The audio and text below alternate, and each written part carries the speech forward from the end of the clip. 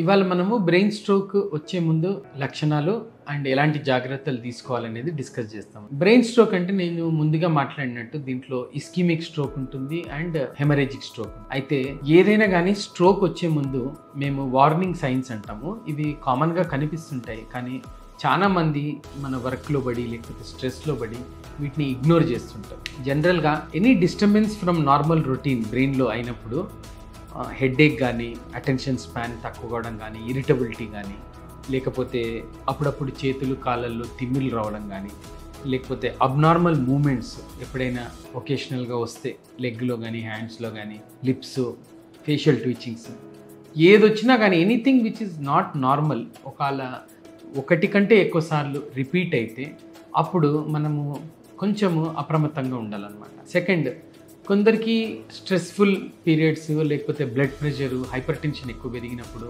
Severe headache రావడము, లేకపోతే ట్రాన్సియంట్గా flashes లాగా కనపడము, అంటే లైటింగ్ లాగా కళ్ళలో కనపడము, కొంచెం కళ్ళు మీద బయలుగారడం అంటారు కదా, దాంతో ఏం కనపడకుండా పోవడం, కొంచెం సేపు తర్వాత నార్మల్ కావడము, లేకపోతే అప్పుడప్పుడు మాటలు కరెక్ట్గా రాకపోవడము, ఇవన్నీ వస్తే కూడా మనం ఇది వార్నింగ్ సైన్స్గా అనుగణించాలన్నమాట.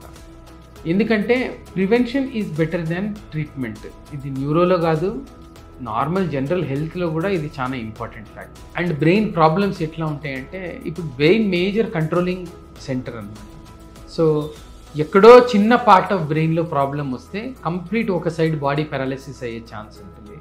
అలాగే వార్నింగ్ సిగ్నల్స్ కూడా ఏవే వస్తాయో దాన్ని బట్టి ఏ పార్ట్ ఆఫ్ బ్రెయిన్లో ప్రాబ్లం రాబోతుంది అని కూడా మనం డిటెక్ట్ చేయొచ్చు అన్నమాట. మనకి స్పీచ్ కంట్రోలింగ్ దగ్గర ప్రాబ్లం వస్తే స్పీచ్ ట్రబుల్ రావడము, చేయి కాలు కంట్రోలింగ్ ప్రదేశాల్లో వస్తే చేయి కాలు ట్రబుల్ రావడము, కొన్నిసార్లు ట్యూమర్స్ ఏర్పడవచ్చు బ్రెయిన్లో.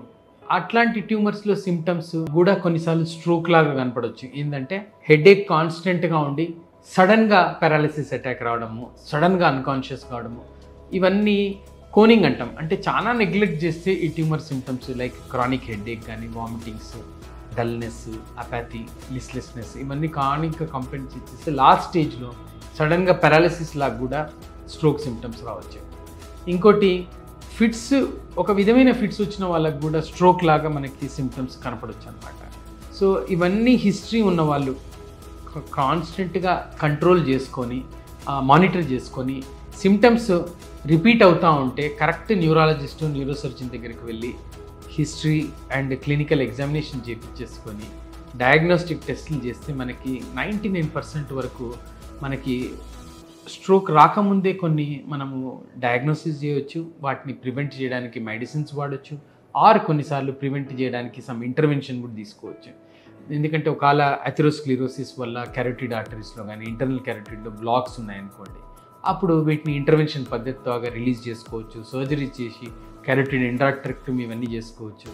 సో ఇప్పుడు ఉన్న టెక్నాలజీ అండ్ ఇన్నోవేషన్స్ ఎంత ఉన్నాయంటే మనకి ఎక్స్క్యూజ్ లేదు. ఎందుకంటే మన బాడీ గురించి మనకు అవగాహన పెంచుకొని మన బాడీ గురించి మనకు కరెక్ట్గా తెలిసి డిస్టర్బెన్స్ వచ్చినప్పుడు డైనమిక్స్లో కరెక్ట్గా డాక్టర్ దగ్గరికి వెళ్ళి రోగ నిర్ధారణ చేసుకుంటే మంచిగా ట్రీట్ చేసుకోవచ్చు, హ్యాపీ లాంగ్ లైఫ్ లీడ్ చేసుకోవచ్చు అనమాట. ఎందుకంటే బ్రెయిన్లో ఒకసారి ఇన్సల్ట్ అయిందనుకోండి నర్వస్ టిష్యూలో, దాని నుంచి రికవరీ అనేది చాలా టైం పడుతుంది. అందుకే టైమ్ ఈజ్ బ్రెయిన్ అని కూడా చాలామంది క్యాప్షన్స్ ఇస్తుంటారు అనమాట. So timely intervention and timely treatment can prevent disabilities in brain or spine. అందుకే అప్రమత్తంగా ఉండి మంచిగా వీటిని డయాగ్నోసిస్ చేసుకోవడం చాలా ఇంపార్టెంట్.